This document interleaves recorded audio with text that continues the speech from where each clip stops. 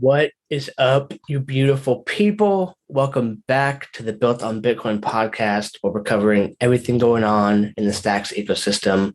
This is a This Week in Stacks episode where we're covering everything that happened in the past 7 days. We got some news on the Stacks Cohort 2, new episode from me, new episode from Airdrop. There's some community calls that happened. One focused on Clarity developers from Joseph Bender and Kenny Rogers, developer advocate. There's a community call tomorrow from the Stacks Foundation, DappRadar news, and then talking a little bit about my perspective with the whole Nic Carter thing that's been going on and how this might be good for Stacks overall. So before we jump in, though, I want to thank my sponsor of the podcast, the Stacks Foundation.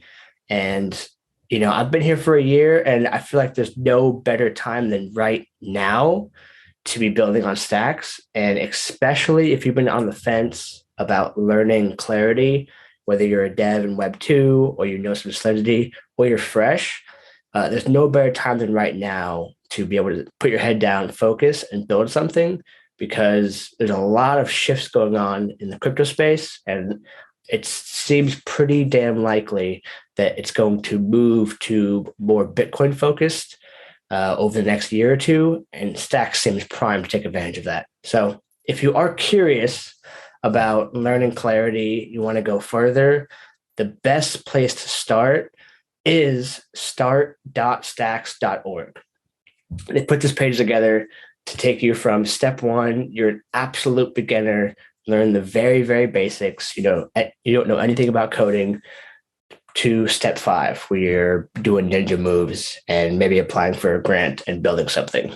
So, perfect progress, great resource, gets you started. So I highly recommend, if you're thinking about learning Clarity, check that out, start.stacks.org. Let's jump in to this episode of This Week in Stacks. And starting off, we're going to talk about Cohort 2 of Stacks Ventures. The Stacks Accelerator Cohort 2 just officially ended, actually today. And so the companies are still doing what they've been doing, getting back to building, some doing some fundraising, and we'll still be providing support to them where needed. But you'll also see over the next month or two a switch to Cohort 3 and starting to get applications in and trying to bring in more and more badass companies to Stacks. So that's some good news and some big news this week. Also, there was a Web3 for Bitcoin talk that was put on by Joseph Bender, the developer or community manager at Hero, and Kenny Rogers, developer advocate at the Stacks Foundation. I dropped the link below, but they talk a little bit about Clarity programming language. They talk about some of the developer tools that Hero offers, as well as some Q&A stuff and upcoming changes to some of the dev tooling from Hero. So if you're a dev or you're curious and you want to get in the weeds with the stuff that makes the smart contracts on Stacks work, highly recommend you watch this video. It's called Web3 for Bitcoin, the what, why, and how of building on Stacks. So check that one out. Everything I say, links are below. I make it easy for you, but you can check that out.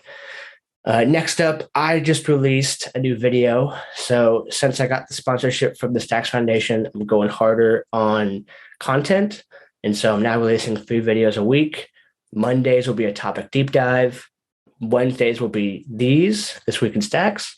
Fridays will be an interview with someone prominent building in the ecosystem. So I dropped my first one a day late on Tuesday, but it's on swaps. What is an atomic swap? What is a catamaran swap?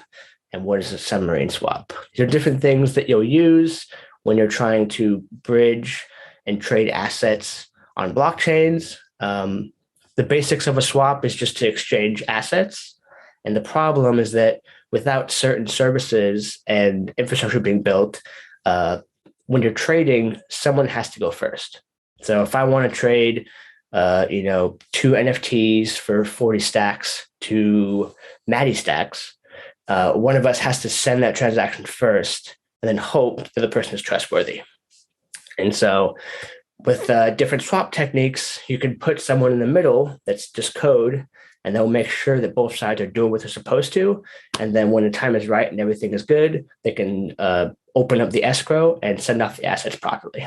And so these three different styles, catamaran swap, submarine swap, atomic swap, are different styles of doing this when you're doing something on chain, for example. So maybe you're talking with stacks, but connecting to Ethereum or Bitcoin main chain, or maybe you're doing something on chain like stacks to off chain like Lightning, where Lightning is not a blockchain, it's a peer-to-peer network.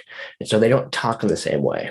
And so these different kinds of swaps allow us to trade trustlessly digital assets without any of that middle custodian third-party risk. So I deep dive into that for like 20 minutes, explain how they work, and give you a brief overview. So you're just a little bit smarter, as well as myself. It took me a ton of time to research and make it simple, which is the hardest part, because the tutorials online will be somewhat heady. And so I had to try and Eli 5 it to myself so I can give it to you guys. So recommend you watch that video. Let me know what you think. Also, speaking of content creation, the homies, Airdrop crew, dropped a new video with someone named Willie Morris. So I kind of like these. They're doing stuff where it's outside of the ecosystem. And they released a video called Regenerative Farming on Web3 with this guy named Willie Morris from happygoat.org. And I haven't seen it yet, so I'm just making you aware of it. I know a little bit about regenerative farming, where basically the way that the practices you use leave the land better than you started with. So it's this process that could feed on itself. And I guess they're using some kind of Web3 techniques to fund this, but I'm assuming a lot. So if that's curious to you at all, or you like the Airdrop crew, check out the latest episode. Next up on the list, the Stacks monthly community updates call is tomorrow. So if you want to watch that, link in the bio.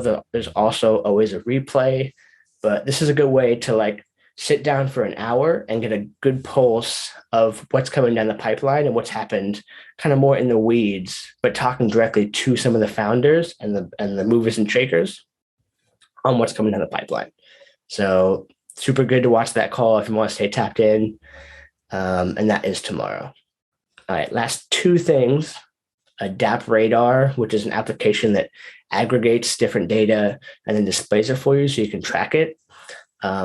Most of the people, at least in my experience, they use it for the DeFi metrics. So they have a DeFi tab, and you can compare Ethereum to BNB, to AVAX, to Polygon, to now Stacks on how much total value locked they have and what are some of the main services that have DeFi money locked, and who's kind of the king. So it's like, okay, cool. On AVAX, Aave is booming. And then on Polygon, it's this, and on Solana, it's that. So they now accept Stacks, and they do two metrics. They track total value locked on DeFi apps, and they track NFT collections on the marketplaces. Now, both of those don't seem complete, because I don't think StackSwap is in the DeFi mix, and I think by numbers, they are number one. So that's a problem, because I think currently Alex is marked as number one, and they have Arcadico on there and one other one that's slipped in my mind. But also the NFT infrastructure that they're kind of pointing to, it has Megapont on there and one other one, but the volume is super low and there's no other collections. So that's obviously wrong. But at least we're on the radar. You can click that Stacks tab and see some stuff. So hopefully it's coming more complete soon. All right, last on the list, and I'll just give a brief overview of my take of this. I won't go too deep because I don't know the full specifics, but if you're paying attention to Twitter yesterday, you saw that Nic Carter was just getting blasted by the Bitcoin maxis for his company, Castle Island, investing in a company called Dynamic.xyz. And they saw that as this beautiful Bitcoin educator who's writing his fantastic articles against ESG and all this stuff. He's investing in a company that's multi-chain at its core. And so he's partaking in all the shit coins. And so people went hard on him, and a lot of people came to his defense. There was a really good Twitter Spaces last night that had a bunch of the big dogs in there. Dan Held, Diago, Brad Mills. Some other people were just in the crowd, but super, super interesting. And he was just fielding questions like in a very open and honest way. And it wasn't like derisive. Everyone was actually pretty understanding, which is kind of how these things always go. It's like the retweet button is going to be hot, but then when you talk face to face, they're going to be chill. But anyway, he explained his side. And I think the pulse I got from that call overall is that the people are continuing to see that the Bitcoin maximalist point of view is just not indicative of the current landscape where people are feeling. And someone else, Paul Stork, said something that the Bitcoin maxi Overton window is widening. Meaning the Overton window is like, what can you safely talk about in public? And so his point of view is that now what's safe to say as a Bitcoiner to talk about in public is widening. And I think, at least from listening to the Twitter spaces, that seems totally true. And the big benefit to that, again, is going to be stacks, where you have different BIPs being proposed that extend Bitcoin's functionality, but then you also have things like different side chains and then different layer one solutions. They're trying to extend the use case of Bitcoin. And stacks, if we do anything right and DLC link pops off or LN swap integrations get better and better, these different kind of things where we can really make Bitcoin feel programmable while making stacks somewhat invisible. I think it's just going to be a big, big boom. And the culture is slowly shifting to make it so that stacks is primed and ready when that one killer app comes out that people are like, that's the perfect mix of, trustlessness, and I don't have to use a shitcoin because I don't feel like it's not in my wallet. I'm just using my Hero wallet, or I'm using my Lightning wallet, whatever it is. There's going to be a certain kind of like phase where we cross enough of those checkboxes and people are going to feel totally safe using stacks.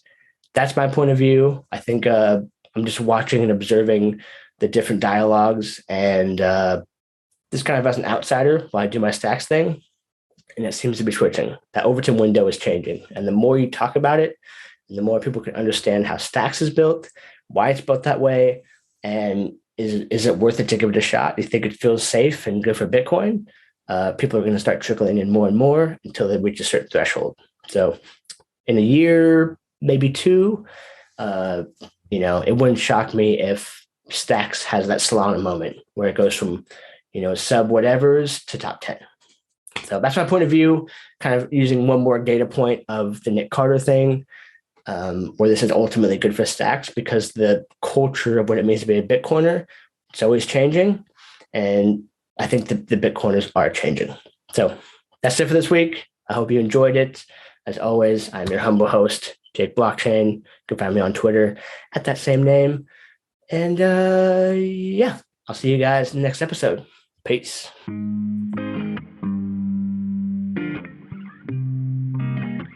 Welcome to Built on Bitcoin. I know that things don't always go your way, but I'll be right here waiting. I've been waiting now. I've been trying to figure out a way to make it out, cause I don't think about